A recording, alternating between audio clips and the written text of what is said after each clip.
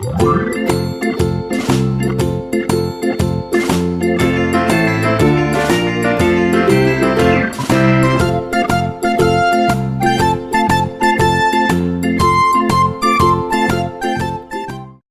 semuanya, kembali lagi bersama aku, Surya Novinda. Bagaimana kabar kalian hari ini? Semoga sehat selalu ya.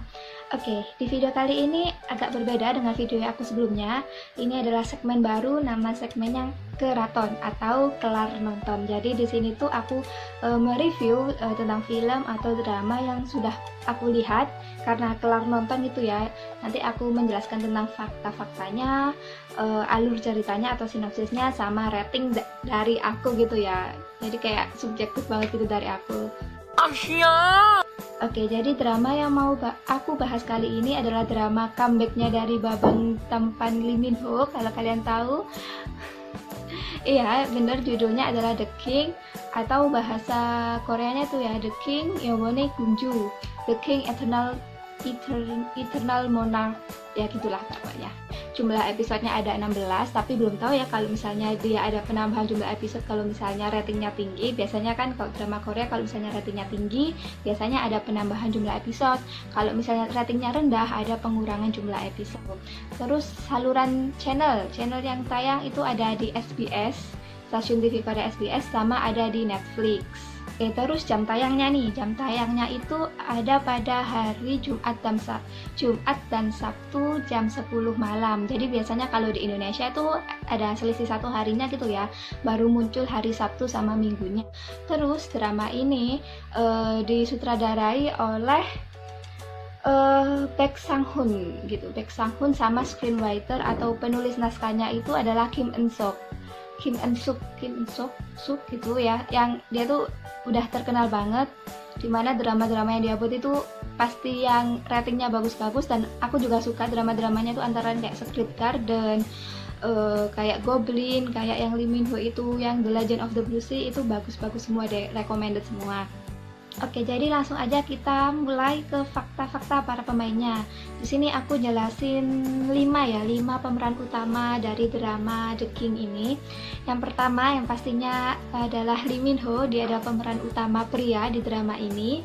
Di sini dia berperan sebagai Lee Gon atau Igon seperti itu, sebagai raja dari kerajaan monarki, raja dari negara monarki Korea seperti itu ya.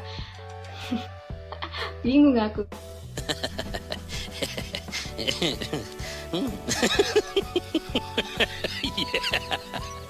Ya sebagai raja gitu ya. Dan jadi ceritanya ini tuh tentang dunia paralel. Kalau kalian tahu dunia paralel itu apa, nanti aku kasih tahu mungkin di sini atau di sini gitu ya.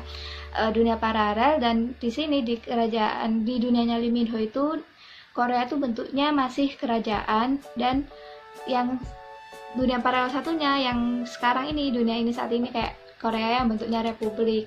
Dan menurut sejarahnya mereka itu masih sama gitu ya, yang dunia paralel sama republik, yang dunia monarki sama republik, tapi ada perbedaan sejak era dinasti kerajaan Silla. Jadi yang di kerajaan ini Korea Utara sama Korea Selatan itu masih bergabung jadi satu negara gitu kan ya, tetapi yang Korea Republik ya yang seperti saat ini seperti itu. Lee Min Ho sendiri ini adalah aktor Korea yang sudah terkenal banget gitu kan ya, termasuk jajaran aktor dengan gaji tertinggi. Lee Min Ho ini kelahiran tahun 87, dan ini adalah comeback drama pertamanya setelah dia pulang wamil pada tahun 2019 lalu seperti itu.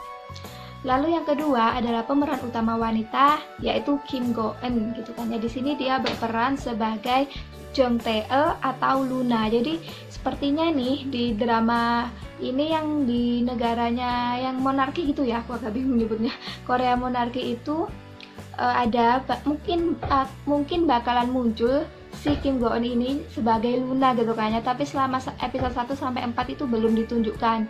Ataukah dia si kelinci ya? Tapi ngapain juga coba kelinci. Dan Kim Go Eun ini adalah aktris kelahiran tahun 1991. Dia pernah main drama Goblin kalau misalnya kalian tahu, sama Cheese in the Trap, sama yang sama Jong Hae Eun itu Tune in for Love. Lalu yang pemeran utama ketiga adalah Lee Do Hwan. Lee Do Hwan adalah aktor Korea kelahiran tahun 1992. Dia di sini berperan sebagai Jo Eun Sop sama Ju Yong. Jo Eun Sop itu adalah yang dari negara Republik dan Ju Yong itu adalah pengawal kerajaan. Jadi dia itu adalah pengawalnya Igon. Drama yang pernah dimainin sama Lee Do Hwan itu yang aku paling inget itu yang main sama Joy. Kalau misalnya kalian inget, aku lupa judulnya apa, kayak Tempted ya, seperti itu ya, nanti aku kasih tahu gambarnya. Itu juga bagus banget dramanya. Selanjutnya langsung ke pemeran keempat, yaitu yang berperan sebagai Perdana Menteri di kerajaan monarki. Jadi kan kalau monarki itu pasti ada Perdana Menterinya. Ini itu diberanin sama perempuan yang muda, cantik, yang berbakat gitu ya istilah. Namanya pemeran utamanya nih Jong Eun Chae. Di sini dia berperan sebagai Ko Soryung. Ya seperti itu. Aku agak nggak tahu dia main drama apa aja sebelumnya. Selanjutnya yang kelima adalah Kim Kyung Nam. Di sini dia berperan sebagai Kang Shin Jae. Jadi dia ini adalah rekan polisinya Jong Tae-eul gitu ya. Jadi dia tuh rekan polisi, tapi sepertinya sejak SMA itu sudah memendam perasaan sama Jong Tae-eul seperti itu. Karena dia ikut kelas taekwondo yang diadakan sama ayahnya Jong Tae-eul gitu ya. Oke, sekarang menuju ke fakta-fakta dari dramanya. Jadi drama ini bergenre romance and fiksi fantasi. Jadi kayak aku kepikiran, wow kok keren banget sih kepikiran tentang dunia paralel dengan dunia tuh yang sama persis gitu kan ya. Bentuk-bentuknya, tapi negaranya juga bentuk negaranya berbeda, tapi orang-orangnya yang dimunculkan itu sama gitu kan karakternya. Kenapa nggak orangnya berbeda sekalian atau sama sekalian kayak gitu? Kalau kalian gimana? Kalian percaya nggak sih tentang kayak dunia paralel atau kayak time travel gitu? Kalau misalnya kalian percaya atau nggak percaya, kalian bisa komen di bawah. Karena aku juga suka teori konspirasi. Jadi kayak wow kepikiran banget gitu ya. Kayak emang ciri khasnya penulis Stephen Chow gitu kan ya. Kayak sebelumnya kan kayak cerita tentang Goblin atau tentang Legend of the Blue Sea. Jadi kayak gabungkan antara sejarah, antara fiksi gitu kan ya, sama ilmu-ilmu yang kayak oh ya bisa jadi gitu loh, kayak ilmu logis, ilmu pasti gitu kan ya, ilmiah gitu kan ya, kayak wow gitu. Terus fakta yang kedua ini yang bikin aku wow banget itu yaitu adalah sinematografinya yang keren parah, keren banget. Kayak baru episode 1 aja itu kalian udah disuguhin gambar videonya itu kayak yang salju-salju turun pas rajanya dibunuh gitu kan ya, pas ayahnya Igon dibunuh ini, terus tentang hutan bambu sama suara-suara burung itu kayak healing banget itu loh, kayak untuk level drama Korea ini tuh udah bagus banget sih, keren parah. Terus yang fakta selanjutnya nih, kan waktu kemarin, minggu kemarin tuh waktu masih episode 1 dan 2 yang muncul, respon dari netizen Korea ini tuh agak bukan jelek ya, mungkin agak gimana sih ceritanya, kok agak mikir banget, agak gak nyambung, agak lama gitu kan ya. Tapi kayaknya menurutku itu emang ciri khas dari drama Korea yang bagus adalah episode 1-nya tuh agak gak masuk, agak gimana ya, agak mikir gitu aku kalau ngomong. Kayak drama yang agak mikir lagi tuh Rooftop Prince. Kalau misalnya kalian tahu itu episode 1 tuh kayak mikir banget, ini apa sih, mau dibawa kemana jalan ceritanya ini. Tapi kalau misalnya udah jalan episode 4, 5, 6, 7 selanjutnya tuh kalian tuh udah paham kan ceritanya kayak gimana. Oh iya gitu. Selanjutnya episode selanjutnya udah masuk belasan itu udah pasti kalian nanti udah nggak mungkin enggak kayak gitu. Oke, sekarang masuk ke alur ceritanya atau sinopsisnya ya. Jadi mungkin kalian yang belum nonton, kalian bisa nonton dulu dramanya. Karena kalau misalnya kalian nggak suka spoiler, ini karena agak sedikit spoiler atau banyak. Tapi kalau misalnya kalian yang nggak mau mikir, kayak karena dramanya di episode 1 itu emang agak mikir gitu kan ya, mungkin bisa lihat ini dulu biar nanti pas nonton dramanya jadi oh gitu, kayak udah paham gitu kan ya. Oke, jadi episode 1 itu menceritakan tentang pengkhianatan yang dilakukan oleh kakak tiri atau adik tiri ya. Pokoknya itu pamannya Lee Min Ho. yang ingin membunuh si ayah yang saat ayahnya Lee Min Ho saat masih menjadi raja seperti itu. Dan dia juga ingin menguasai seruling ajaib yang memiliki keajaiban itu, dia itu bisa menghentikan perang, bisa menurunkan hujan seperti itu. Dan kemudian pada saat malam ketika ayahnya diserang, si Igon kecil itu bangun gitu kan ya, bangun tidur lalu menuju ke ayahnya. Dia melihat ayahnya yang mati ditusuk dengan pedang gitu. Terus dia mencoba memakai pedang itu untuk menyerang si pamannya, tetapi karena dia masih kecil ya, masih usia 9 atau 10 tahun, jadi pedangnya itu meleset mengenai serulingnya itu. Jadi serulingnya itu kayak patah jadi 2 seperti itu. Terus si pamannya ini karena nggak suka juga gitu, kayaknya benci sama Igon, dia tuh mencoba membunuh dengan mencekik Igon. Setelah itu tapi ketika dia hampir mati sih Igon kecil, terus muncul seseorang yang tidak dikenal. Dia memakai baju hitam-hitam gitu kan ya, dengan membawa pistol. Dia tembaki semua orang-orang di sana. Akhirnya ya singkat cerita si Igon itu selamat, nggak jadi mati, tetapi dia memegang di satu tangannya itu memegang seruling yang pecah jadi 2, yang mana satunya itu dipegang sama si pamannya, sama memegang name tag atau ID. Nama ID itu dengan nama Jong Tae-el yang di situ tertulis pada tanggal 11/11/2019. Padahal tahun itu belum tahun 2019, entah tahun 2005 atau 2003 ya. Aduh lupa aku. Ya pokoknya gitu deh. Pokoknya masih kecil. Terus habis itu karena keamanan kerajaan datang gitu kan ya, pasukan keamanan kerajaan datang, pamannya itu kabur sambil membawa serulingnya di satu tangannya itu. Terus dia tuh berlari ke arah hutan bambu. Nah di hutan bambu ini ada yang namanya pintu menuju ke dunia paralel. Jadi pintu itu baru bisa dibuka kalau misalnya kalian kalian mau ke sana. Kalau misalnya si seruling ini tuh ada gitu loh, jadi harus bawa seruling baru bisa membuka pintu ke dunia paralel. Wow. Jadi si paman ini menuju ke dunia dimana Korea yang saat itu bentuk negaranya yang republik gitu kan ya pada tahun itu. Dan dia tuh kaget loh, kok ada negara Korea yang sama persis gitu kan ya, tapi bentuk negaranya beda. Terus dilihat-lihat, oh ternyata orang-orangnya juga sama. Akhirnya dia di negara republik itu membunuh adiknya lagi, karena emang saudaranya sama gitu kan ya, sama yang di negara paralel, membunuh adiknya lagi, sama membunuh si Igon kecil yang nggak tahu itu namanya siapa gitu kan ya, pokoknya dia dibunuh aja gitu. Nah terus singkat cerita udah tahun 2019 nih, udah besar Igonnya, dia tuh menjadi raja yang tampan, yang jago naik kuda, yang jadi atlet dayung gitu kan ya. Tapi dia tuh nggak nikah gitu kan ya, padahal usianya juga udah tua gitu. Terus akhirnya ketika dia berkuda nih, dia tuh menuju ke hutan bambu, dimana dia tuh saat itu juga bawa serulingnya. Jadi serulingnya itu dia pakai buat alat buat berkuda gitu.